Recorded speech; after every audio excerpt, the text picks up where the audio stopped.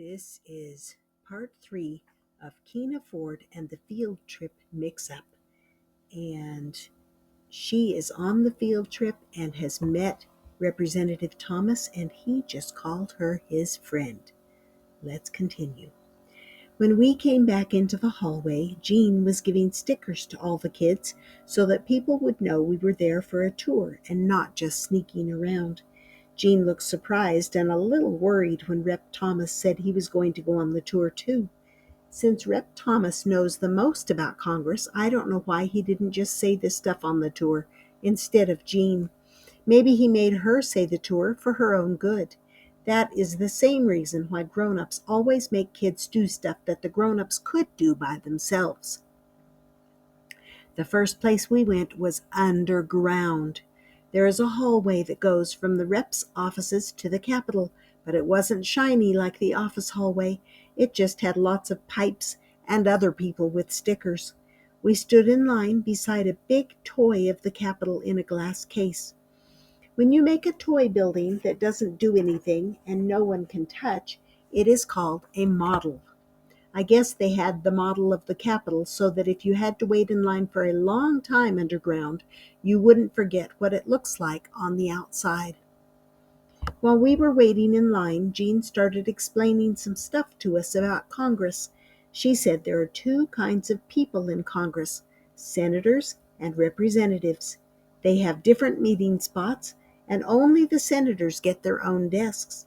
And the senators can scratch their names into their desks without even getting punished. After we got our stickers checked, we walked down another very long hallway and up some stairs into the real Capitol. We saw a big staircase on one side and some huge metal doors against the wall on the other side. The metal doors had tiny people carved into them. Jean told us that the doors were made of bronze and that they used to be in the circle part of the Capitol, but that they were too heavy for people to open.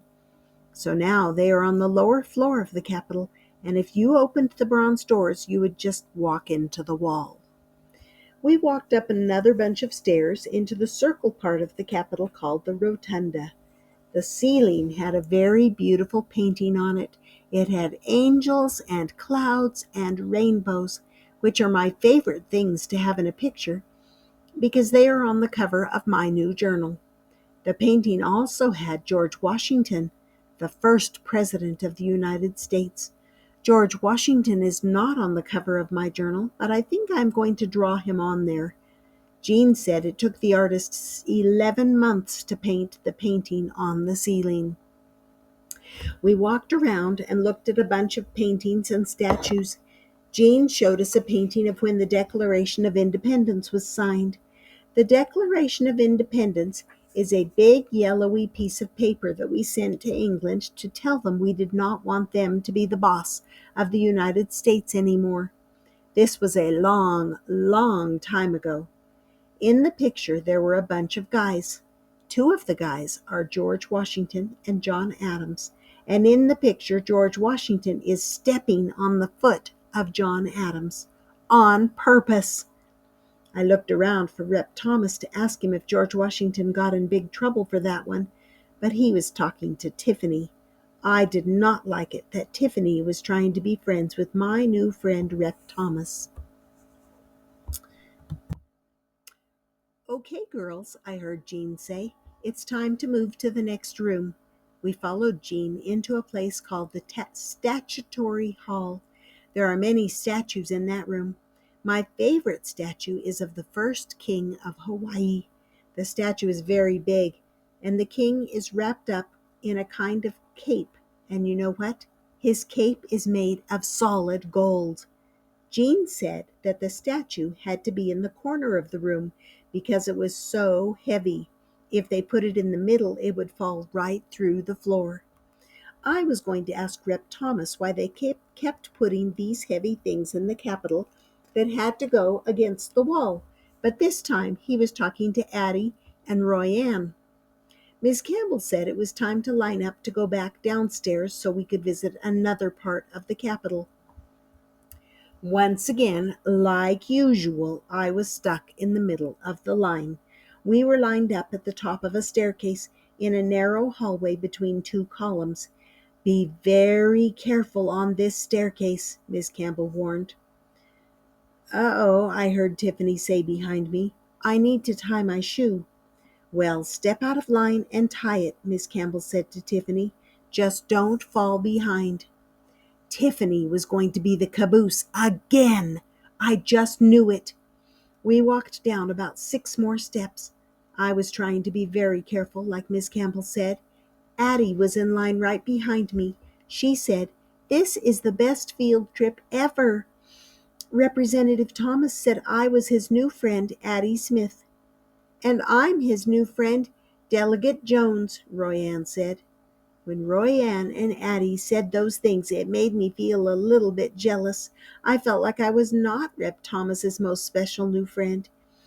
He probably did not even remember my name now that he had made so many other friends.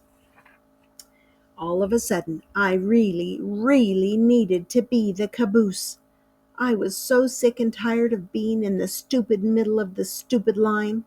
I decided to move fast so Miss Campbell wouldn't notice.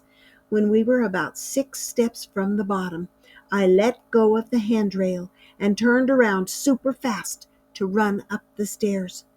The only problem was I didn't know that someone seemed to be walking down the stairs right in the spot where I was trying to move.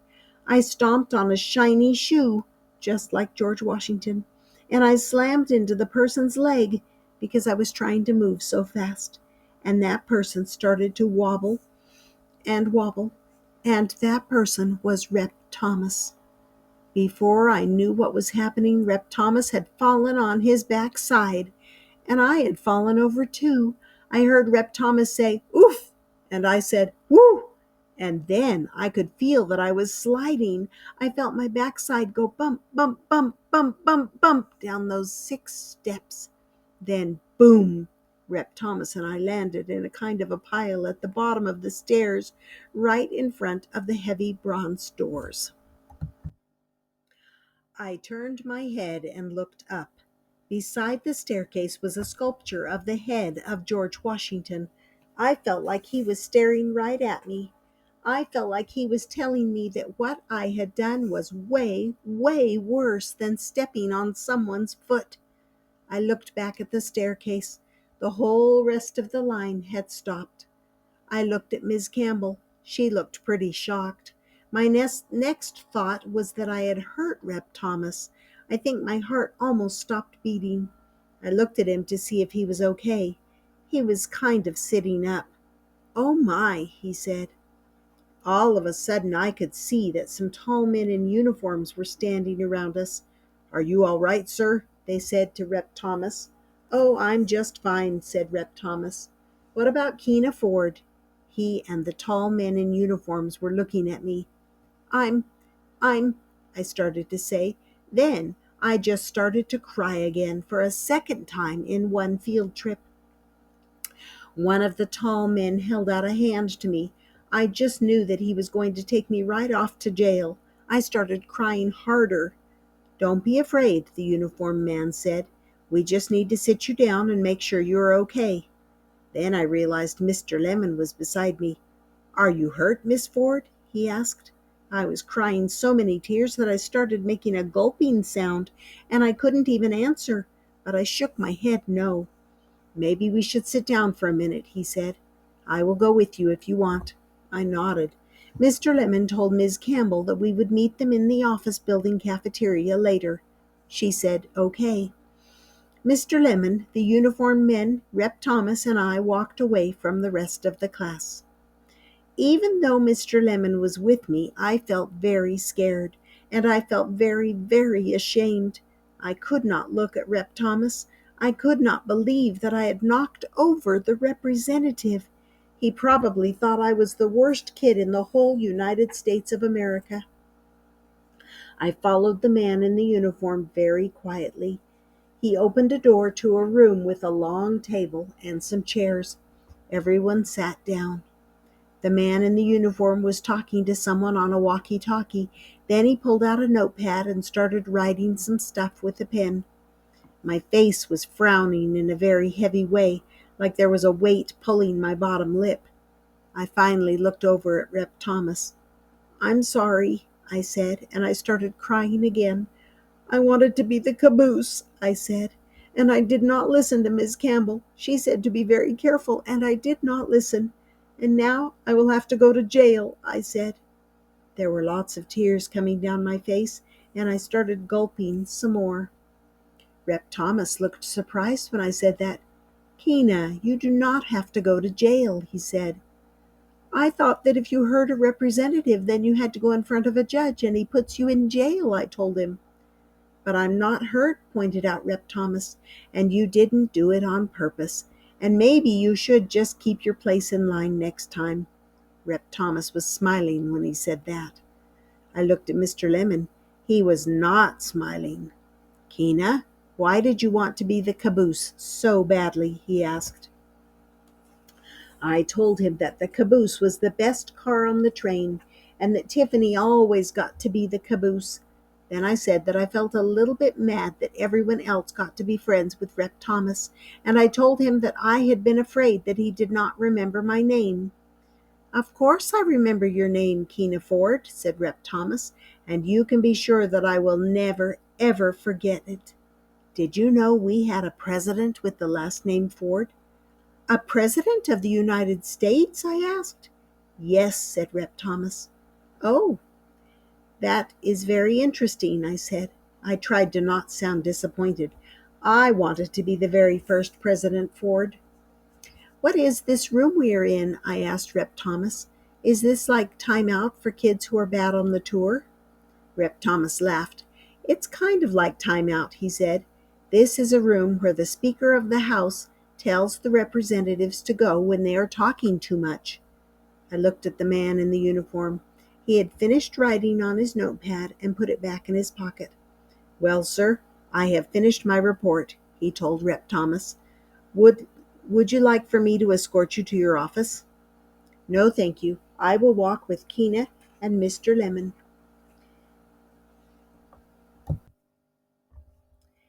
We all stood up to leave the kind of timeout room. I was very careful to stay far away from Rep Thomas. We walked all the way back to the office building. I didn't look around at any of the stuff in the Capitol or underground. I just made sure that I did not bump into anyone. By the time we got back to the office cafeteria, the class was already eating lunch. When they saw me, they all got very quiet except for Addie. Addie said, "I told you she did not go to jail," and she was looking at Tiffany when she said it. Miss Campbell handed my lunch tray to me and told me to take a seat. There was only one empty seat at the table, and guess where it was? It was right next to Tiffany Harris. "I am not hungry," I said to Miss Campbell. Miss Campbell looked at me. She looked at me like maybe she was a little bit tired. She also looked like she really, really wanted me to sit down. So I did. Tiffany raised her hand. "Yes, Tiffany," Miss Campbell said. "May I please move?" she asked. "I am afraid Keena is going to push me out of my chair since she knocked over Representative Thomas." When Tiffany said that, I felt very mad. Tiffany knew that I did not mean to knock over Rep Thomas. "Tiffany, don't be silly," said Miss Campbell. "Why are you being so mean to Keena?" said Lenny. "She didn't do anything to you." "I'm not being mean," Tiffany said. "Yes, you are," Royanne told her. "You laughed at Keena's hair, and that was not nice." "Thank you, Delegate Jones," I said. I knew Royanne would be a good delegate if she could stand up to a meanie like Tiffany.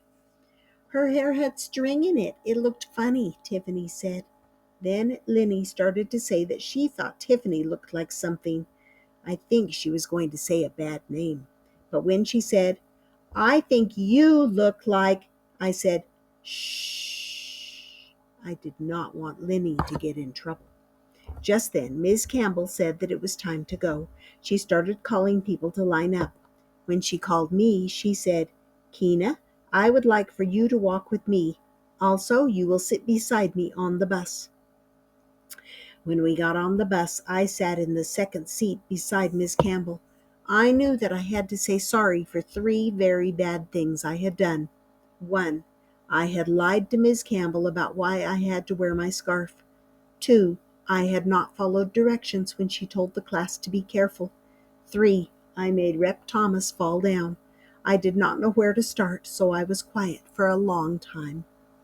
Miss Campbell started talking first. She said, "Keena, I know that you did not mean to hurt Representative Thomas, but I told you to be very careful on the stairs, and you did not follow directions. I will have to talk to your parents and to the principal about what happened, and I think you will have to write an apology to Representative Thomas, don't you?"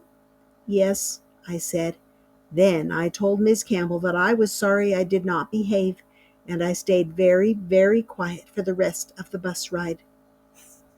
When we got back to school, it was time to go home. Dad was there to pick me up. Miss Campbell had to talk to him about what happened at the Capitol. Dad did not look too happy. When we got in the car, I told him the same apology I told Miss Campbell. Then I told him about the election, and the yarn braid, and the scarf. We got to the middle school to pick up Brian. Brian got in the car. Then he said, "What happened to you, Yarnhead?" "Keena had a little scissors trouble," Dad told him. "Wow," Brian said. Then he said, "How was your field trip?" I looked at Dad. He was not making any kind of face at all. He was just looking ahead, and his mouth was in a straight line. "It was okay," I said. I asked Dad to turn on the radio before Brian could ask me any more questions. The guy on the radio was talking about Congress. I actually knew what they were talking about on I Know That's Radio. I tried to pay attention. They were saying some stuff about taxes. I didn't know what they were talking about. I was just listening for the radio guy to say Congress again. Then I would say, "I know that's right." Then I heard the radio guy say something else about Congress. He said, "Visitors to the Capitol got a bit of a scare today when a member of the House of Representatives toppled down a flight of stairs. It seems that Palmer Thomas of Maryland was tripped by an elementary school student on a tour. Luckily, no one was hurt." "Oh my gosh," Brian said. "Keena, did you see that happen?" I was very quiet. Brian was quiet too. Then he said, "Uh-oh." "Yeah," I said. "Nuh-uh," Brian said in almost a whisper. "It was an accident," I said. "What happened?" Brian kind of shouted a little bit. He was not whispering now. "Well," I said, I got very mad because I wanted to be at the end of the line. And right when I heard myself say that to Brian, I knew it sounded really, really dumb." "Are you kidding?" Brian said. "Was there a pot of gold at the end of the line?" "No," I said. "Wait till Mom hears about this," Brian said. "I'm sure your mother will understand that Keena has learned from her mistake," Dad said. "What did you learn, Keena?" "I learned to stay in line where I'm supposed to," I said, "and I learned that Tiffany Harris and I will never, ever get along." I told Brian about how mean Tiffany had been to me. "But Tiffany didn't make you run up the stairs," Brian pointed out. "I know," I said. "Poor Tiffany," Dad said. "Huh?" I said. "What do you mean?" "She must be a very unhappy person," Dad told me.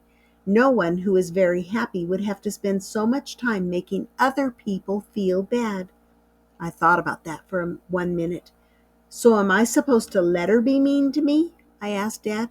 "No," he said, "but I'll bet she stops bothering you if you ignore her." "Does she say mean things to Lenny too?" "No," I said, "because Lenny doesn't care what Tiffany says." "See?" Dad said. I thought about my list of rhyming words for student council. I decided that whenever Tiffany was mean to me, I would imagine that I had a poster that said, "You are being ignored by Keena Ford." I would have to tell Eric about that one. 8 p.m. I am in my room at Dad's house. During dinner, I told Dad and Brian all of the cool things Jean had told us about on the tour. I told them about going underground and the statue room and the painting on the ceiling. I decided that maybe someday I could go back in the Capitol after all. I would just stay far away from that staircase. After dinner, I wrote my apology letter to Rep. Thomas. I used Brian's thesaurus so I could make my letter sound very smart. I wrote, Beloved Rep. Thomas, I am very exceedingly remorseful for colliding with you on the stairs and hurling you to the earth. I yearn for you to pardon me for my blunder. I offer assurance that I will demonstrate more prudence in the subsequent era. Adoringly, Keena Ford. I read my letter to Dad and Brian. Brian said, That sounds really weird, Keena. And Dad said, The thesaurus is more of a tool to remind you of words you already know, so you should probably just use your own words. Then he said I had a good vocabulary and that Rep. Thomas would appreciate whatever I had to say, even if it didn't sound fancy. So I rewrote my letter like this. Dear Rep. Thomas, I am sorry that I knocked you down the stairs. I hope you can forgive me. I promise that I will never, ever be unsafe again for the rest of my entire life, and I will never tell anyone that you have fake hair like a tiny carpet. Love, Keena Ford. I read my new letter to Dad. He made a little choking sound when I got to the part about the fake hair, but then he said that my new letter sounded much more natural. Next, I'm going to write a letter to Ms. Campbell, but before I do that, I'm going to add George Washington to the cover of my journal with the clouds, rainbows, and angels. Maybe his picture will remind me of the sculpture of his head, and that will remind me of falling down the stairs in the Capitol, and maybe that will remind me to follow directions whenever I look at my journal. I will probably have to look at my journal a lot. And that was Keena Ford and the Field Trip Mix-Up. I hope you enjoyed it and that you come back for the next Keena Ford book. And if you haven't seen the first one yet, make sure you go back and see that one. The links for those are in the description. All right, hope you subscribe and come back often, and I'll see you next time here on Stories with Grandma.